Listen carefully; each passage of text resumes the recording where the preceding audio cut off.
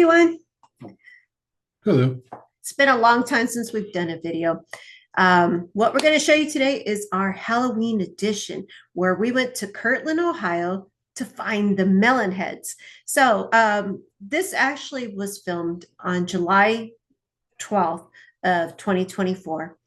And we just never did anything with it until now. So go ahead and give the history of the melon heads. Where are they? What are they? And how this legend came about. And I have notes. Okay, so the legend goes, and this part is true as far as anybody knows. It was shortly after World War II. The federal government commissioned a Dr. Crow. I always say Dr. Mudd. It's Dr. Crow. Dr. Mudd was John Wilkes Booth. So, anyways, the federal government commissioned Dr. Crow to basically study and try to come up with a cure for children who had hydrocephalus, which is where the head has a lot of fluid in it and swells up really big. That part we know is true. And he lived, according to what it says, the history says he actually lived in Chardon Township, but the road itself it's in the Kirtland area. And he had like a small, it was either a small orphanage or he had a large house where all these kids stayed with him.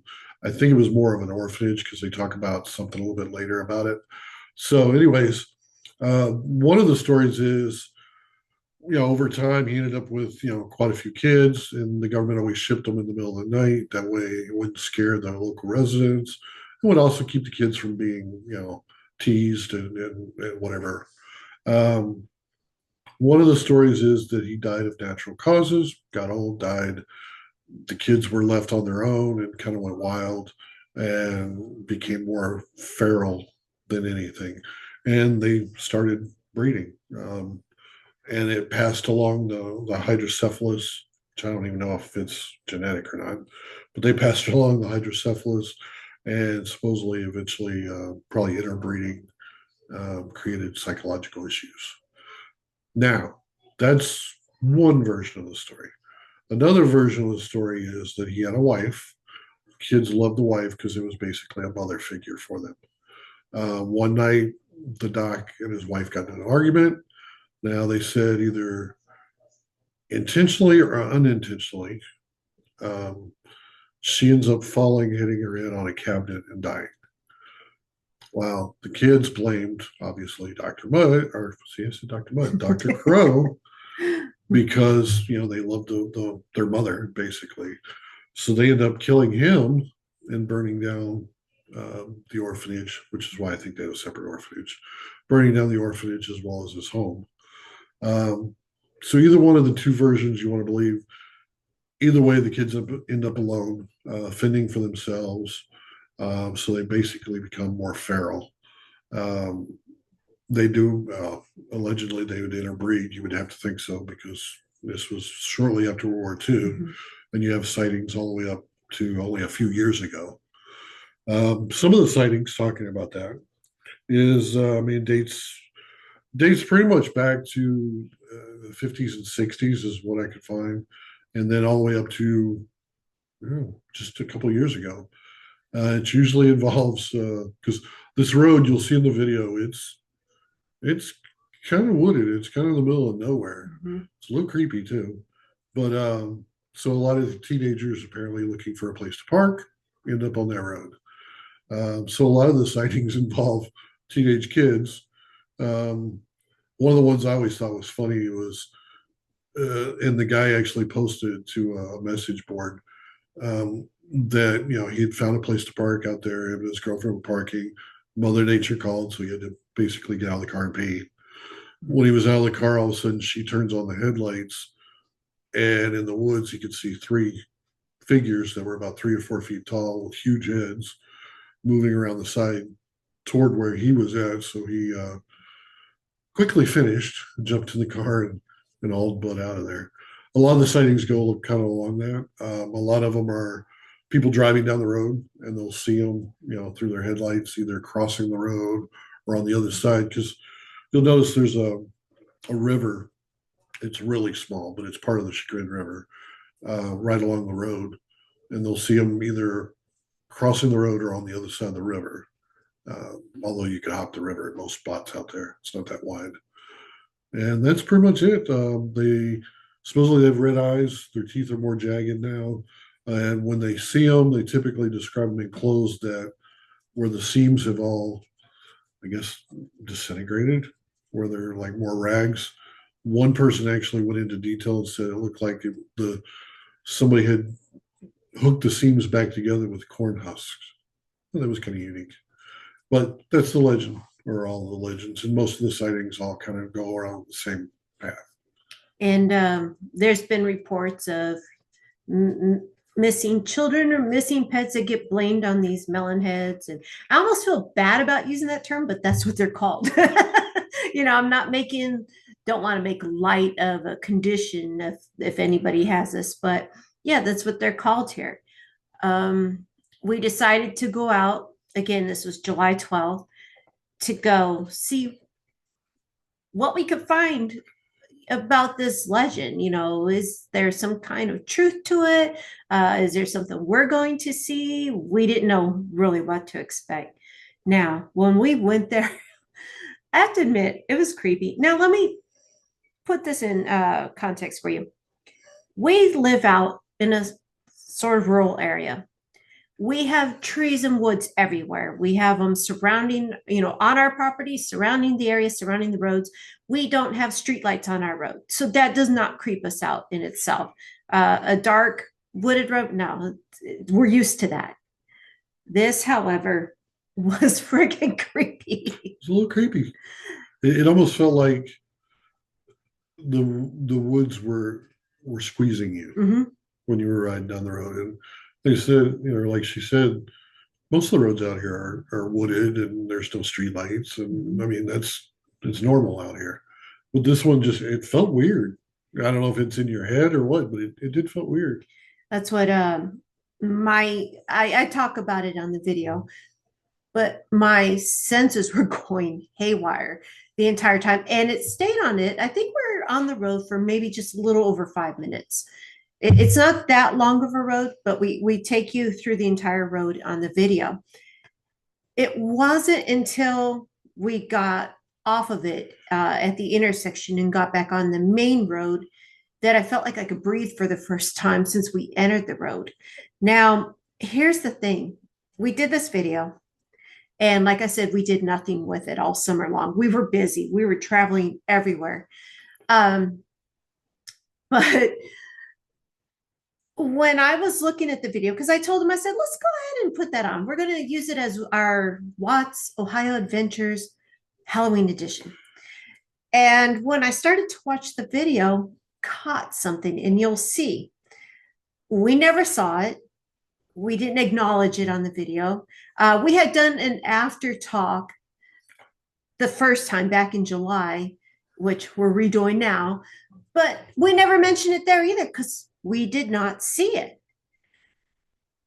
I did a slow-mo portion of it. I will leave it up to you guys to try to debunk it. Tell me what you might think it will be, but you'll have to watch the video. So without further ado, here's the video.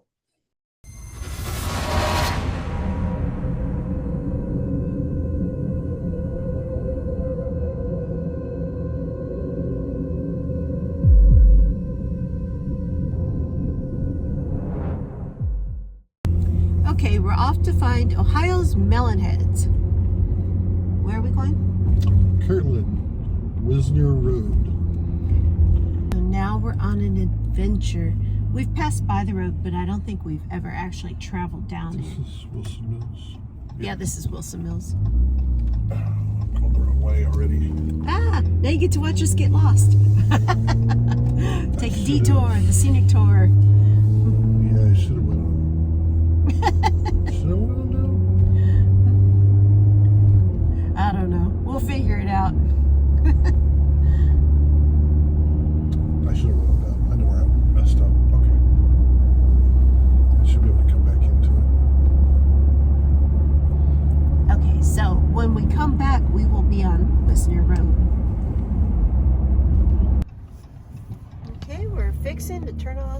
Wisner Road. No trucks. I guess they mean big trucks. Yeah, pickup trucks don't count. Yeah, it gets Okay. spooky. This is creepy as all hell. Hopefully they don't show up in the back seat. Alright, I'm gonna hit you in a second. Arrive at your destination.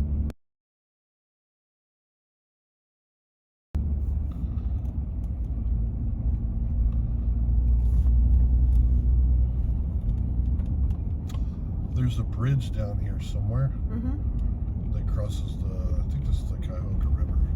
Yeah, I remember about the bridge. If you Crybaby Bridge. why they call it the Crybaby Bridge? Supposedly, if you stop on the bridge or near the bridge, you can hear what sounds like babies crying or women crying. Oh wow. I didn't find a story behind it. I just found the legend. My stomach is actually fluttering right now. This is creepy. It's a little creepy out here. And there are people who live on this road. I haven't really seen. There's a house up there. So I just haven't really seen too many houses. Yeah, I've seen the mailboxes.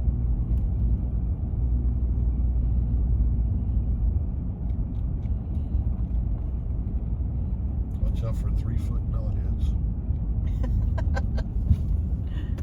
And cars. And there's plenty of room.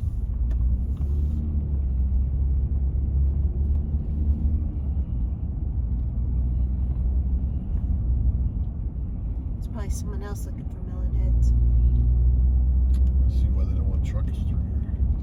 Oh, because of the narrowness of the road? Bridge. Crybaby Bridge. It's a narrow bridge too. There's a house right by it. A house what? There's a house right by it. It's kind of funny.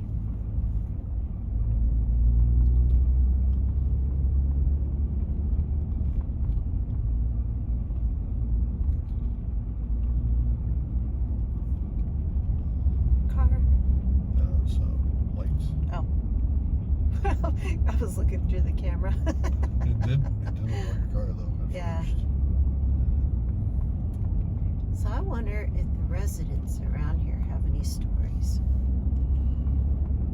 I do know, supposedly, though, they get annoyed with people coming out here looking for melon heads.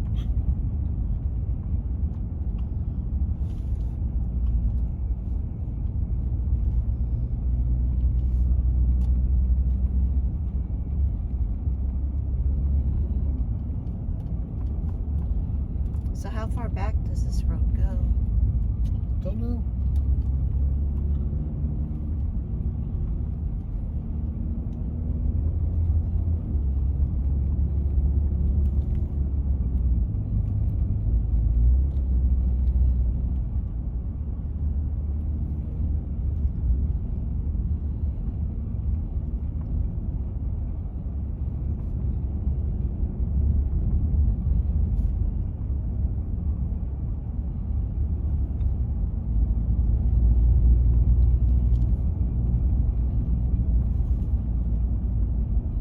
Well, we've come to the end of it. I tell you what, that was creepy. That was, I don't know if there's melon heads or not, but I can tell you that I definitely had my spidey senses tingling over there.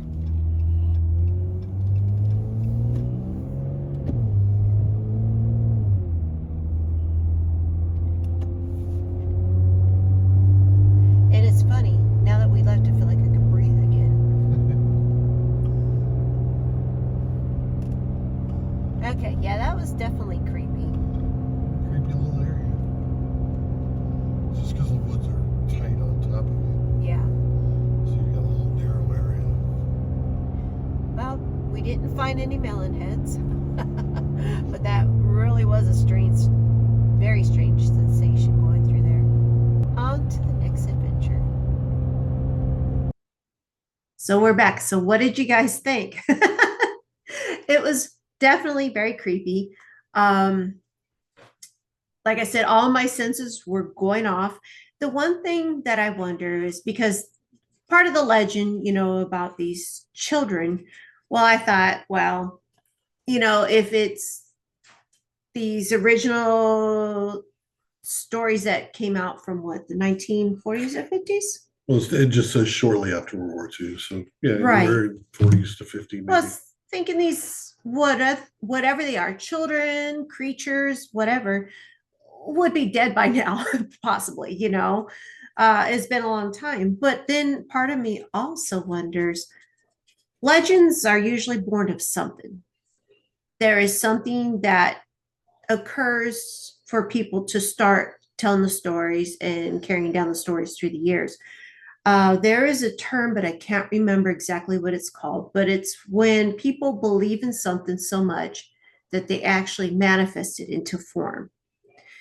So I wonder if it could be something like that, or if there's something else going on that people can't explain. So now they have taken something that was probably very real and attributed to whatever these occurrences are. So, what are your thoughts on that? Well, talking about that, remember that bridge that you go across? The Crybaby The Bridge. Crybaby Bridge. There's all kinds of reports of if you stop on the bridge or you walk out on the bridge, you'll hear a baby crying. And there's other legends like that I know in different states about a crybaby bridge. And it all usually revolves around, either an accident where a mother and child ends up drowning or being killed, or the mother kills the child, or something like that. I mean, who knows where that came? So I mean, that whole stretch right there is just creepy. Yeah. There's got to, legends like you said, legends. There's always some grain of truth in them because that's how they start and that's how they continue because there is some truth to it. Mm-hmm. So what part is? I mean, we know. I almost said Dr. Mudd again. We know Dr. Crow did exist. I think it's pretty well known that he did treat these kids. So who knows? There's got to be something to it. So, if you live in Kirtland or you know of the Melonhead story and you have your own story to share, we would love to hear from you. And again, if you can debunk that shadow thing that flew and blocked out the headlights, just let us know what you think it is because it was very strange the minute the Google app said arrived at destination. All of a sudden, it's like, whew. And even slowing it down, I still cannot figure out what it is other than some sort of shadow. So we had something happen that night. But according to us, the video, we're like, oh, we didn't find any melon heads, because we never saw it. And driving out here, you're used to watching out for deer Yeah. and other critters because I mean, yeah, you don't want to hit a deer. So I didn't see anything. Mm-hmm. So I don't know what that was. So the reason why we're doing this Halloween edition is because I wrote a book. Back in May, we published, he's the publisher, The Ghosts of Misawa Air Base and Other Phenomenon, written by Christina Watts, yours truly, and it's available on Amazon. It's the story of when we were both stationed at Misawa Air Base, Japan, as Air Force security police military working dog handlers. We were both canine cops. And we had a lot of paranormal experiences that happened out there. It was crazy. It was like paranormal central and other phenomena because there was other things that happened that we could not explain. So he had a lot of experiences. I had a lot of experiences. A lot of our fellow cops had experiences. Those are our stories. The apartment we lived on in base was haunted. We had a haunting that lasted several years until we left. You have to read all about it. So we're going to show you guys the QR code and the book. And I hope you order your copy. And I hope you enjoyed this episode.